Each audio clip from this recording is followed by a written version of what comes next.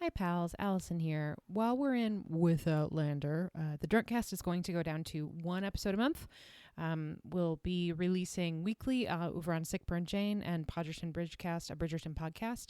But the original recipe pod is going to go down to one episode monthly until we get the next season or the prequel, whichever happens first. Which means that next month we need your help to have things to talk about. So we're doing a mailbag. If you have a question, a suggestion, a thought you want to share, a nickname explanation request, any of that stuff, go ahead and send it to us. This is your chance. You can reach us by email at podlanderdrunkcast@gmail.com. If you don't want to email us, that's a.k.a. You can send a DM through Twitter or a message through Patreon if you're a Patreon backer. But email is preferred so we can keep them all in one place. Again, that's podlanderdrunkcast@gmail.com. Send in your questions by, I don't know, sometime soon.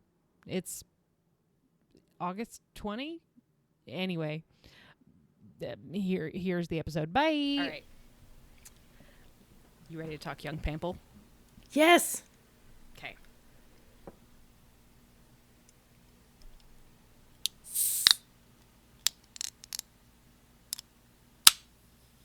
The slowest that can one was open ever. very dramatic. I don't know why I made that noise just now. Pure delight and glee at what we're about to talk about. I know, but you know what? We're going to end up disappointed. That's just life, baby. That's just how we live. Yeah, I want to put a little structure on top of this episode. Hi, I'm Allison. I'm Julie. And this is Podlander Drunkcast and Outlander Podcast. The proper one, the mothership, the real deal, the actual McCoy, the original flavor. We are assembling this coven meeting to discuss a very important topic.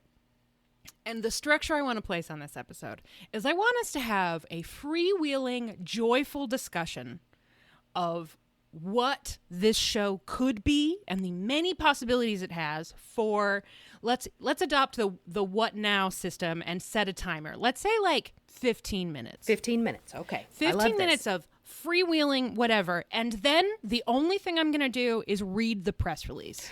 Oh and my we will God. see how the conversation changes. Oh. Sound good?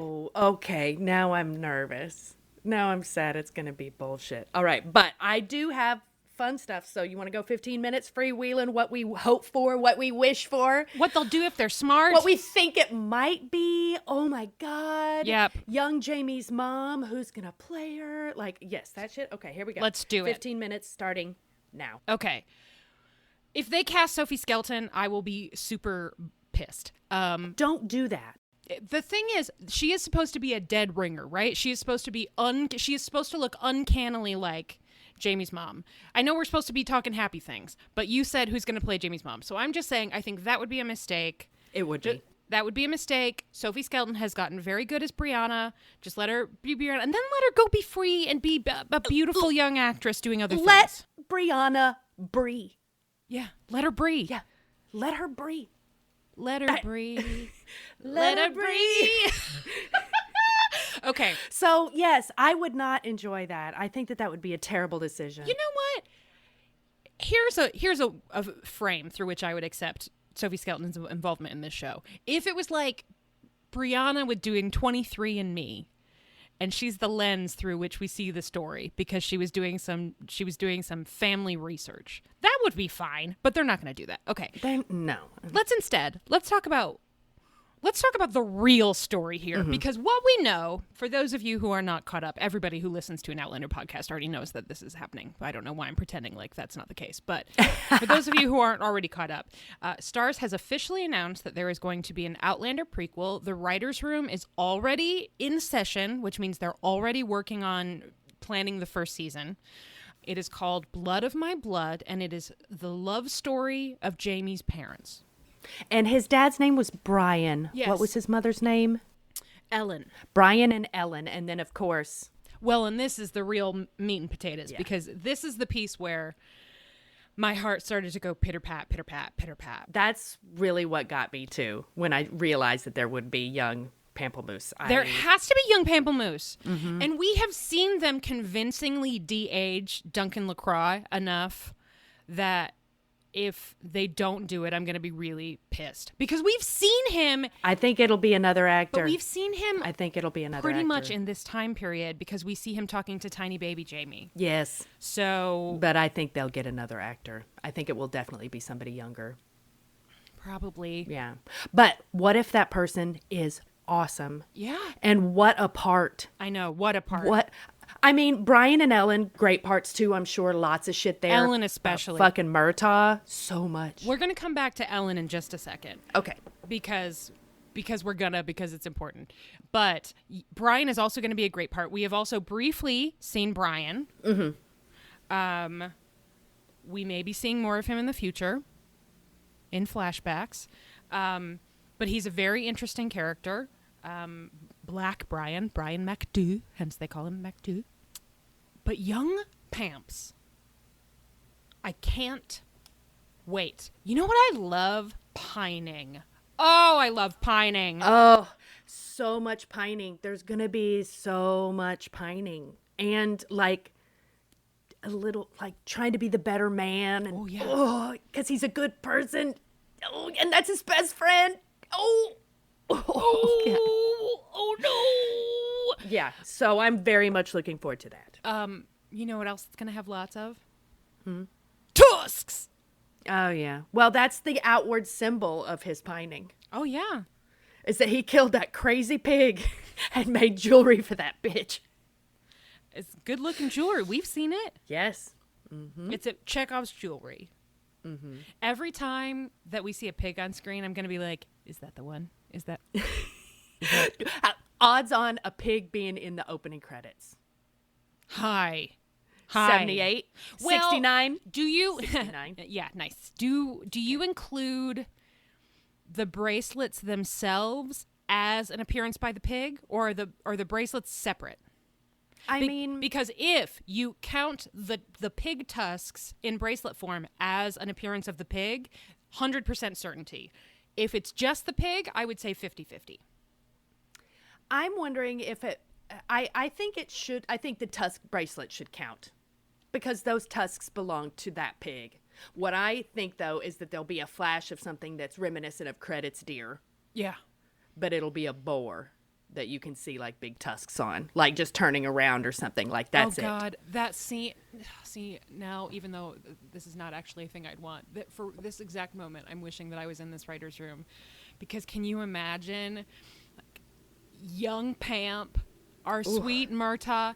His heart is so broken and he just needs to let those feelings out somehow. So he wanders blindly into the woods and it's dark and he's been drinking and he just wants to sit by a tree and cry. And then what does he hear in the underbrush? Fucking pig, dude. And then it's time to release your feelings by murdering the hell out of this pig. And then as like a goodbye, as a God, this is so teenage. Love it. It is. It's so emo. It's very, do you know the Nico K song, that Teenage Feeling? No. Oh, it's so good. And that's what this is making me think of. Like big, out of control feelings. So many feelings. You kill that pig and then it's like as your way of saying goodbye. You're just like, Ellen, I made these for you. I killed a pig. You made me kill a pig. I gave her these bracelets and she gave me a pen. That's a say anything joke.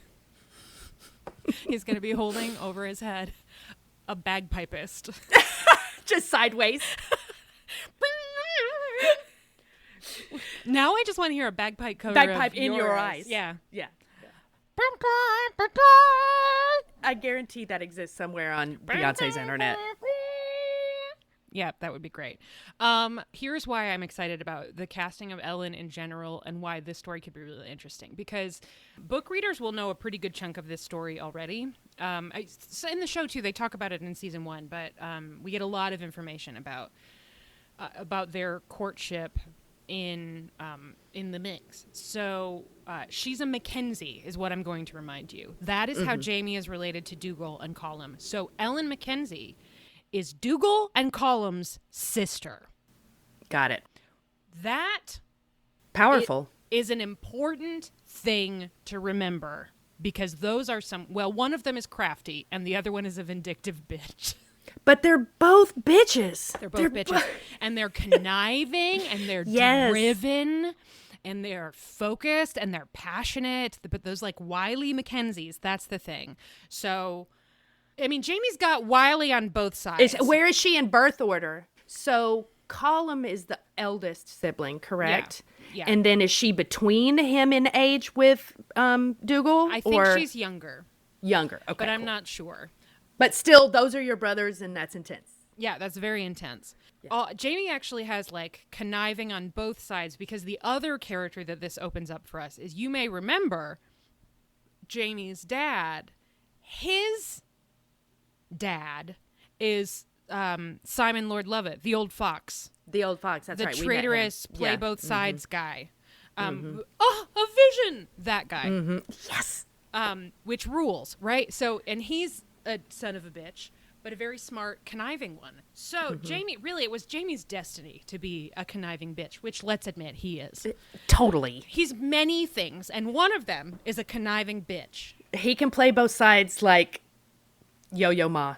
And by both sides, she means the front and the back simultaneously. Yes. I don't have my fan, but... Which, that's part of why, I mean, we've talked about this on the show before, but that's part of Jamie that I really especially love. Is like conniving, politicking. How good he is at it. Yeah, walking the tightrope. He's just naturally good at it. Well, it's the je suis prête moment, right? Like that, the whole point of that moment is that Claire is all freaked out for him because she's found out that there's a chance that there's, in the calling of the clans, that people are going to want Jamie to be the leader instead, and there's this, and how does he walk this line of allegiance between all of them? And she's trying to talk to him about how he can't do this because he's in danger, and he just says, je suis prêt, because he knows exactly what he's doing, because he knows the path that he has to walk to make these things possible.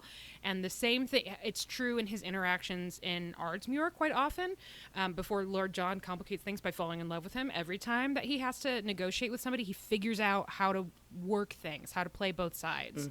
That will obviously become very important in the current season. So it was only like one tiny life decision that kept Jamie from being the Count of Monte Cristo. Yeah. Like, I'm going to love this woman from the future, I've decided. That's going to keep me from just scheming and plotting and planning everything for everyone. Instead, I'm just going to scheme and plot and plan for one person. Yes. Instead of against all people, like using it for evil. Yes. So he's got that in his DNA from both of his parents. And I think that is going to make them really interesting. And if that writer's room is good, Ellen Fraser, nay Mackenzie. Nay, it's nay, right? N-E-E. Yes, N-E-E with the... Yep. Is going to be a super fascinating character to watch. I can't, like that I'm really excited about. But young Pamp, oh my God. That's the most exciting to me. All day yesterday, I was trying to think of the young Pope jokes that I could make. But like young Pamp, it doesn't need jokes. I just want it. I want it. It's pure. It's what I need. I hope they find a way to include Duncan LaCroix somehow. I don't know how. I'm sure they will. I'm sure they will. But I really think that they are going to do. They're going to want younger looking actors to play these parts. I bet they work Graham McTavish in, though. I bet because they've already de-aged him to play as her brother at some point. Yeah, like coming in. I wouldn't be surprised if we see both of those actors come back, because they can they're older anyway. So they can reasonably de-age them, I think. It's just that... Because they'll still be adults. Yeah. And I think that this story is going to start when these people are teens, right? Maybe. Pretty young. Like, at least 16, maybe 17. I guess we don't know exactly how old Murtagh is in relation to... His behavior is pure emo teen boy, though. Yes. I'm going to kill this pig. I'm going to make you a bracelet. And he just shows up and he's covered in blood and he goes, Aelin. Here. Damn. Goodbye. Oh.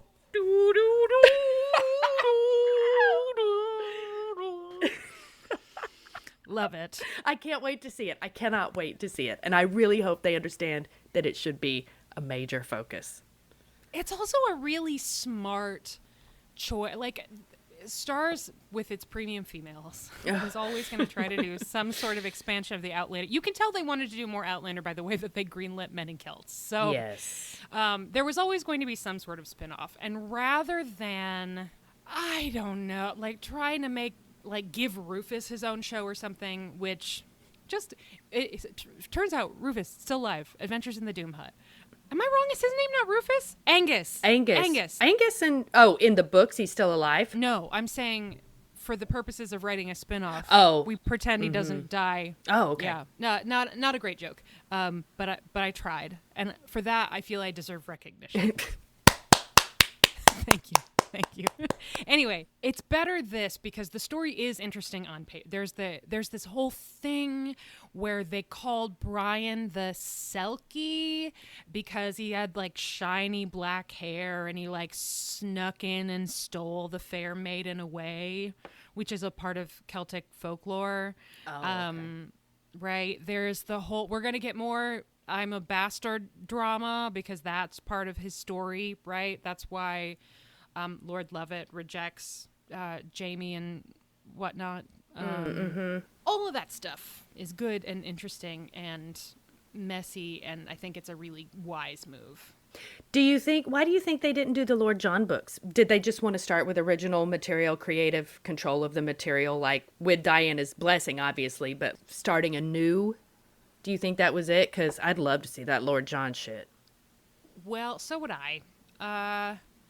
I can say what I hope it's not, but which seems a little bit likely to me. I worry that an apparent slight misinterpretation of what it is that people are looking for from Outlander that we have noted in previous seasons of Outlander might lead them to conclude that Lord John won't be interesting because he won't be having sex with women.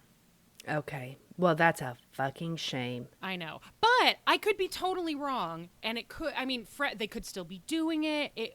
But honestly, the way that the novellas are set up, it might be better as like a series of Perry Mason style TV movies. Ooh. You know, when they were doing in the later days when they were doing just like one mystery at a time and it would be longer and then that would be it. Like that, but with Lord John solving mysteries. I'm into it. My new theory is that it is possible to do good spin-offs of all kinds of beloved shows, but rarely will those, I do think this is a good idea for a spin-off, but rarely will those spin-offs actually be successful unless it's a character from the show solving crimes. Example, Pamplemousse solves crimes, right? You'd watch it. I'd watch the fuck out of that. Pamplemousse Columbo? But Lord John solves crimes. Yes.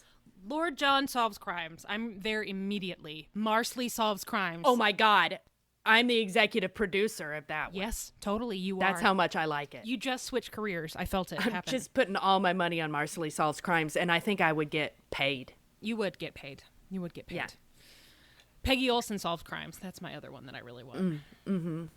Actually, Lauren Lyle is doing a detective show right now. All right, so that was our freewheeling 15. Now you've got to read me the press release, and now I'm really nervous. I'm reading it without inflection. Or not without inflection, but without judgment.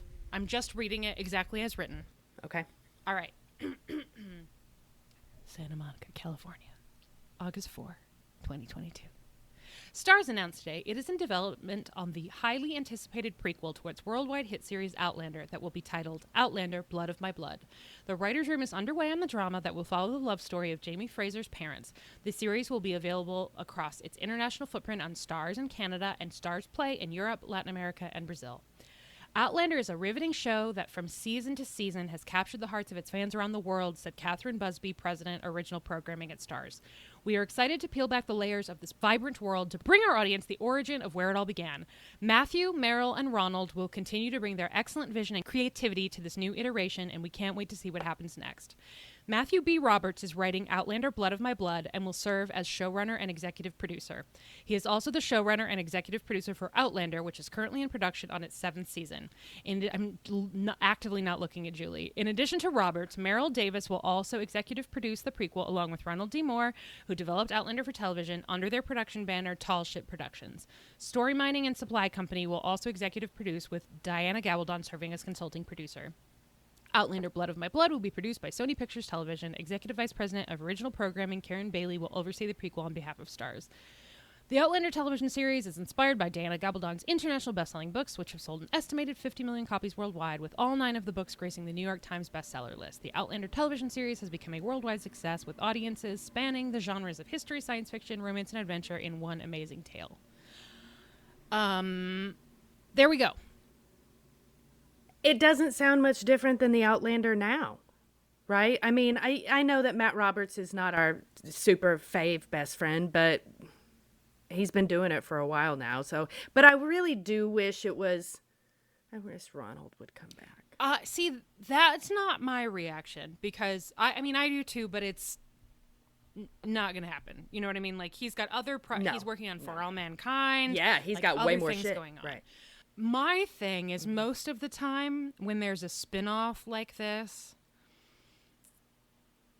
the showrunner, like, in another circumstance, Matthew B. Roberts would be executive producing this, but the showrunner would be somebody else who's had a prominent role in the Outlander staff, so that it's not one showrunner working on 2 shows at the same time, because it's spread too thin. You don't want them spread too thin. And it's not like there aren't a bunch of writers who've done a lot of really great work for Outlander. And I'm still excited, don't get me wrong. But when I got to that, Matthew B. Roberts is writing Outlander Blood of My Blood. I was like, he's doing what? 2 Outlander shows at Starz, 3 if you count Men in Kilts, and none of them has a female showrunner? None of them? There are 3, and not one of them has a female showrunner? If you can count Men in Kilts, and if you don't, there are 2, and they have the same male showrunner? Yeah. Why? Excellent question. Why? There's no reason. There is no reason. It is not in the best interests of this show to have the same showrunner as the showrunner of Outlander. Outlander is a huge undertaking. Like, say nothing of the gender parity of it, which is also important, but they just shouldn't have the same showrunner to begin with. He could still be super involved. If he was executive producing, he would have all kinds of power and say and guidance. And for our complaints about him as a writer, he obviously has become a very good showrunner, because this last season was excellent. It was amazing. So, respect. Credit where it's due. But that's a lot of work, and why not allow somebody Exactly. who should be part of this? Why not spread the wealth? Meryl Yeah. or Tony or any of the other women that are on this staff. There are so many of them. Or even this happens a lot. If it's an unseasoned showrunner, it didn't used to happen, but now you see a lot of co-showrunners where it'll be like a seasoned TV person and someone who's younger. This is sound the alarm. I made it however many minutes into this episode without talking about Crazy Ex-Girlfriend, but Crazy Ex-Girlfriend was a co-showrun show. As an example, Aline Brosh McKenna, who's very seasoned, Rachel Bloom, who had never made a television show before, together. So there are lots of options. There are lots of options that would still have allowed Matthew B. Roberts and ostensibly Ronald Moore, who I'm sure is still involved, even if he's not overseeing the day-to-day, to have a lot of creative control. Yeah, I don't know why it's not surprising. Yeah. But it is shitty. It is honestly surprising to me. Truly. And I guess it shouldn't be. I mean, given Meryl's involvement for so long, why? I mean, I'm glad she's also executive producing this. You know, she's been sort of the executive producer, the most out front for a while, in terms of being public facing. But I don't get it on a practical level, and then I get real grumpy on like a feminist bandwagon level. Yeah. I don't understand it. If you have a quote unquote premium female audience, you should get some premium female writers. And Yes. give them premium female roles of power, so that they can continue to do premium female things. So that we can continue to get premium cunnilingus. Premium cunnilingus. That's all we want. That is all we want. Make this world a better place. One lick at a time.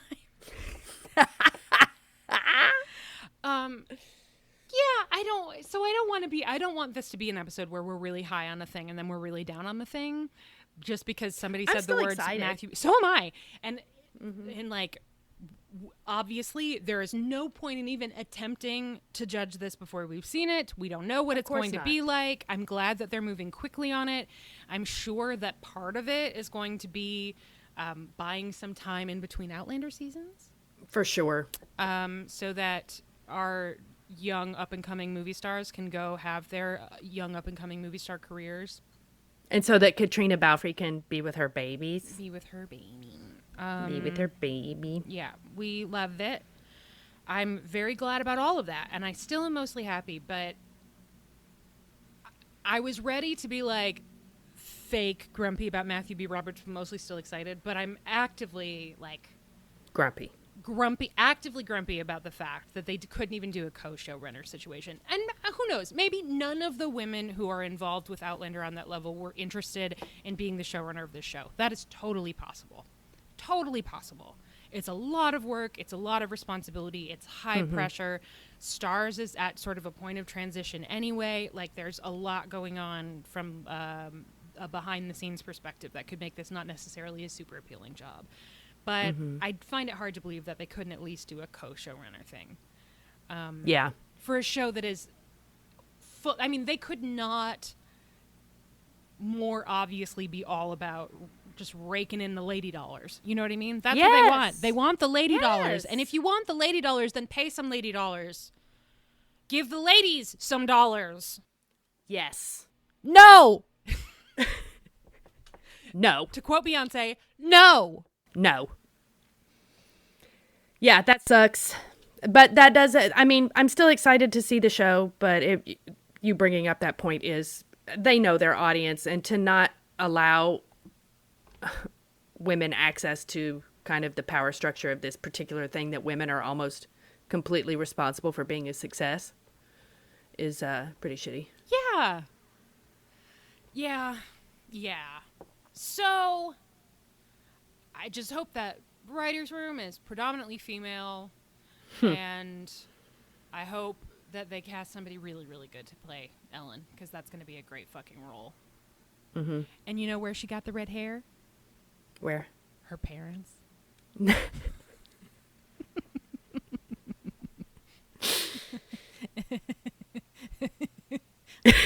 I'm so tired. We lost her.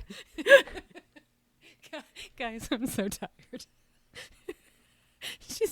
It's funny because she has the red hair from her parents. Because the Mackenzies are redheads? Well, she is anyway. Yeah. I don't know. Or there's a redhead in there. Is it Dougal's wife a redhead? I don't think we're even really supposed to remember very much about Dougal's wife. What was her name? That's what he said. La la la. Was it Lilith? No. It was something with an L. No, Dougal's not married. Oh, yeah. No, we never see her because she's back. She's Mr. Rochestering it back in the castle. I know, but we saw her one time sitting up on the dais. No, I think that's Colum's wife. Oh, was it? Yeah, because Dougal... Okay, then Colum's wife had red hair. And was a stone cold fox. All right, well... That's all for that. Yeah. Yeah, that's all for that.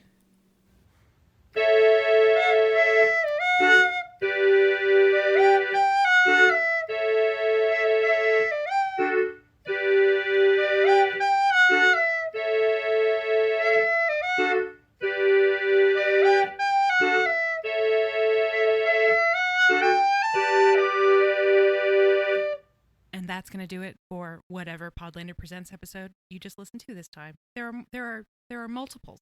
And they're all, you know what? It's a surprise, but they're all good. They're all good. They're all good. Maybe it was Podlander Drunkcast, an Outlander podcast. Maybe it was Podgerton Bridgecast, a Bridgerton podcast. Maybe it was Sick Burn Jane Lander, Sick Burn Jane. Whatever it was. I hope you enjoyed it. We want to thank you all for listening. You can find us on Facebook at facebook.com/PodlanderCast. You can find us on Twitter at PodlanderCast and at Sick Burn Jane and at Podgerton Cast and at... That's it. There's those three. You can find us on Instagram at also all of those places. Podlandercast, Podlander Presents, Sick Burn Jane, and Podgerton Bridgecast. You can also find us on Patreon where you can support the show, get access to our bonus episodes, like the bonus episode of What Now that we just recorded that was so fun. that was supposed to be about politics and was about politics, but it was also about poor unfortunate souls.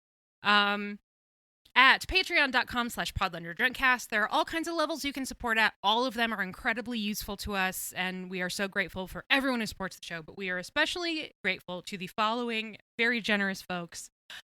Allison King, Doc JWS, I Saw Goody Proctor with the Devil, Kelly Armstrong, Sydney Taylor, Catspaw156, Maddie Perkins, Snazzy Knack, Lisa Brienne, Julia Gulia, Kathleen Martini, Lauren Tennant, Kelsey Kemp, Emily Day, Betsy English, Caitlin Reddick, Ashley Thegus, and Tina Barnett, Nicole Rodriguez, Kristen Freckled Fury, Laura Colm, Ham on the Loose, Liz and Tinkerbell, Stella Welch, Tori Halligan, Rochelle Lefevre, Amanda Smizazazaza, Heather Robbins, Jerry Hertel, sorry about mispronouncing your name for all that time, Jerry, Emily Carlson, Amy Gustafson, Rachel Townsend, Kelly Mazzella, Chantel Salters, Mary the Falling Statue, Tara Lucchino, Viv Pickles, a.k.a. Laura, Mary of the Grapefruit, Jenna Polkowski, Ann Gibson, Ruth McCormick, Kara Marlowe, Trish McCrary, Julie DeToit, Jen Lynn, Kelly Bond, and Kiki the Wise. And a special shout out to our friend Kelsey, who is dealing with some shit right now. Kelsey, you are a champ. We are in your corner, and we're super proud of you. And you're kicking ass. Kicking ass! Kicking ass! You can find all of these podcasts wherever you get your podcasts. iTunes, Spotify, Stitcher, all those places. If you're listening to this podcast and not any of the others, please consider giving the others a try. And review, subscribe, do all of those things. Anything that you can do makes things easier and fancier for us, and also inflates our egos, which is the thing that we so nice desperately crave. That's all we're in this for. I mean, let's be real. So we will be back next week talking about some other bullshit. Bye! Bye!